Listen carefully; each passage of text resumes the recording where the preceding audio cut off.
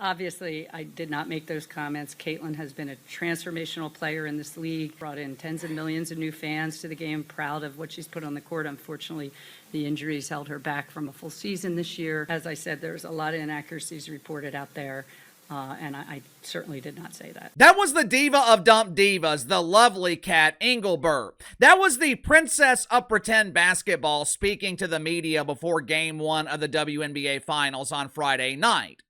We are 2 games into the WNBA Finals. The anonymous faces from Las Vegas, they're up 2-0 on the masculines from Phoenix, which means the anonymous faces are 2 wins away from becoming the inaugural winners of the Platinum Pooper. 2 more wins, and A'ja Wilson becomes a 3-time WNBA champion and cements her legacy as one of the greatest players that most people have never heard of. We are 2 games into the WNBA Finals, and unsurprisingly, no one is talking about the actual games. No one is talking about the on-court product. Friday night, ESPN decided that the WNBA Finals were so important, they refused to present a post-game show. Instead of discussing the highly competitive game, ESPN decided to broadcast a meaningless college football game. The biggest story right now in the WNBA, it's got nothing to do with basketball. Right now, the biggest story in the dump is the ongoing civil war. The civil war that has the potential to destroy the future of the league. Napheesa Collier fired the first shot last Tuesday, and Cathy Engelbert, she returned fire Friday night. Let Uncle Casey translate what the diva of Dump Diva said Friday night.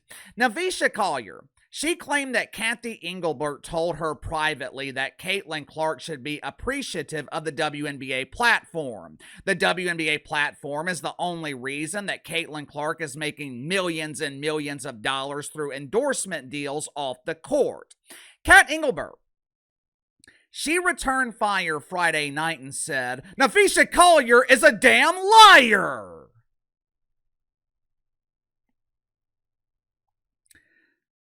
Like we have talked about before here on the channel, business relationships are similar to personal relationships.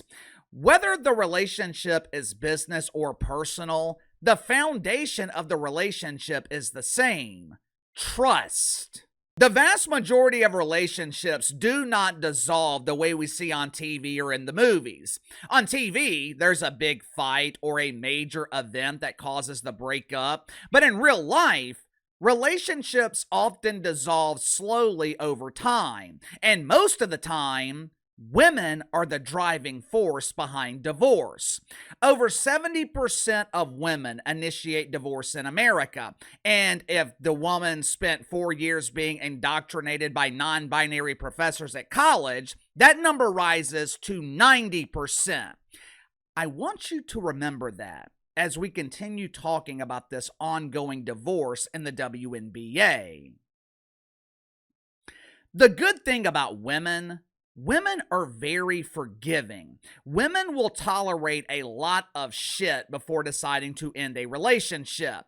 But once they reach that point of no return, once they have finally had enough, they are done. There is no going back. There's no amount of counseling. There's no amount of money. Once women reach their point of no return, there's no sense wasting your time trying to convince them to change their mind, because their mind was already made up months ago.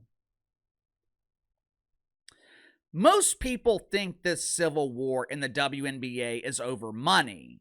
And that is definitely true. Money is the driver of this bruised caboose. WNBA players want millions of dollars, and the people with millions of dollars are telling them, you're not worth millions of pesos. Fights over money, though. Fights over money can be resolved. What is difficult to resolve is broken trust. And the problem the WNBA has, the problem that will lead to next season being canceled, you've got 2 sides who don't trust each other, and both of them are right. Make sure to like and subscribe. You can follow me on Twitter at KC_BTL84. So going into the sponsor for today's video, my good friends at Sugar Mountain Trading. One of my channel members reached out to me a couple of weeks ago and thanked me for linking him up with Sugar Mountain Trading. Woke up one Friday morning with back pain and he had to drive several hours to a friend's wedding. He applied some CBD lotion from Sugar Mountain. 15 minutes later, back pain gone. My wife also deals with nagging back pain from time to time. We have tried over-the-counter stuff, chiropractor, but none of that ever seemed to work. Within 5-10 minutes of me applying CBD oil from Sugar Mountain Trading, my wife's pain is gone. I'm telling you, the stuff is damn near magical. My wife keeps a small bottle in her purse at all times. Sugar Mountain Trading also offers CBD bar soap that will keep you pain-free and smelling fresh at the same time. Bar soap comes in a variety of scents ranging from lavender all the way to cherry almond. More importantly, all CBD products offered at Sugar Mountain Trading, 100% natural, 100% free of THC. So click the link in the description below. Use my promo code BTL20. Save 20% off your first purchase with Sugar Mountain Trading. This week, Napheesa Collier, who for reasons unknown is still representing WNBA players in negotiations for a new collective bargaining agreement. I am no legal expert, but I don't understand how this is legal. This is literally the definition of conflict of interest. Napheesa Collier is the co-owner of Unrivaled, which is a direct competitor to the WNBA Dump.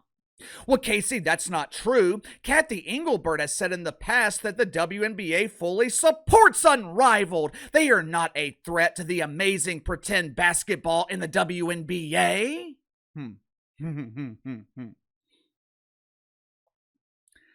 I know that's what Cathy Engelbert said publicly, but do you guys remember when I told you that was bullshit?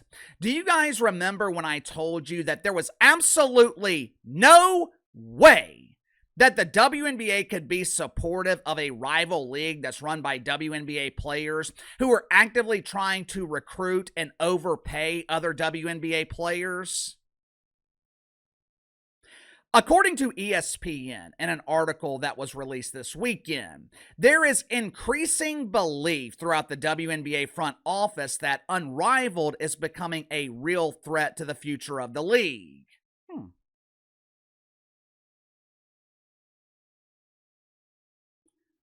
Where in the hell have I heard that before? No wonder people associated with the WNBA are probably watching this channel. I'm going to have to launch a 900 number and start charging by the minute. Cathy Engelbert might as well refer to Uncle KC as Miss Cleo. This man has the power to see into the future. This week, Napheesa Collier was supposed to meet with Cathy Engelbert. The ladies were supposed to come together to discuss their differences. They were supposed to meet for marriage counseling. But after Cathy Engelbert called Napheesa Collier a liar on national television, Napheesa Collier decided to cancel the meeting. The vast majority of WNBA players, they are upset with Cat because she refused to deny comments that she made about him, allegedly made about him. According to Napheesa Collier, Cathy Engelbert believes that WNBA players should be thanking their lucky stars. Cat believes unknown players are fortunate to be paid in Ethiopian breadcrumbs, and they should be thankful for it. Now, unlike the alleged comments that she made about Caitlin Clark, which Cathy Engelbert immediately denied, she did not deny the comments that she allegedly made about unknown WNBA players. Watch for yourself. Malika Andrews, ESPN. Did you in fact say that, quote, players should be on their knees thanking their lucky stars for the rights deal that I got them? There's a lot of inaccuracy out there through social media and all this reporting. And so I think what's most helpful is to focus on, I have been in touch with Napheesa. We've exchanged texts. We're talking next week. So I think obviously a lot of reporting, a lot of inaccuracy about what I said or what I didn't say. I rarely compliment Malika Andrews from ESPN, but that was an excellent question. Job well done. For starters, Cathy Engelbert did not negotiate the broadcast rights deal for the WNBA. Adam Silver did. But that is beside the point. This is where I believe both sides are right. WNBA players are not wrong in their belief that they deserve a raise. At the same time, Cathy Engelbert is not wrong in her belief that the overwhelming majority of players in this league are not worth millions of dollars. There are a handful of players worth that kind of money, but the other 98% aren't worth anywhere close to $1 million a year. Cathy Engelbert is taking a lot of shit right now, but I understand what she's trying to do. She is looking out for the long-term future of this dump of a league. She is looking out for the interest of team owners who have dumped hundreds and hundreds of millions of dollars into this unmonetizable turd, and they've never even received a polished turd in return. Whether you love or hate her, and I agree that Cathy Engelbert is not the best commissioner, mainly because she tolerates too much shit from WNBA players, and she refuses to protect the only asset that she has, Caitlin Clark, from jealous and resentful players. But whether you love or hate her, whether you agree or disagree with the way she runs the league, I do think Cathy Engelbert is negotiating in good faith. I do think that she is thinking about the long-term viability of the league. Napheesa Collier even admitted last week that Cathy Engelbert is worried about sustainability. The problem for Cathy Engelbert, WNBA players don't trust her. So whether she is negotiating in good faith or not doesn't matter, because the players don't believe she is, and their perception is reality. At the same time, I would be willing to bet Cathy Engelbert, she believes Napheesa Collier and Breanna Stewart, two of the key players representing WNBA players in negotiations. I'm sure Cathy Engelbert believes that they have ulterior motives. Like I have told you guys from the beginning, we started saying this last year, Napheesa Collier has positioned herself in a win-win. To her credit, Napheesa Collier is one hell of a businesswoman. I saw a quote over the weekend where Napheesa Collier said something to the effect of, the launch of Unrivaled coincided with the end of the current CBA and the WNBA. It was a strange coincidence.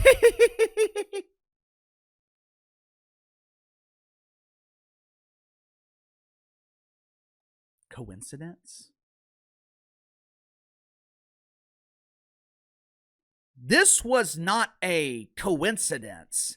This was a well-coordinated plan. It was a brilliant plan.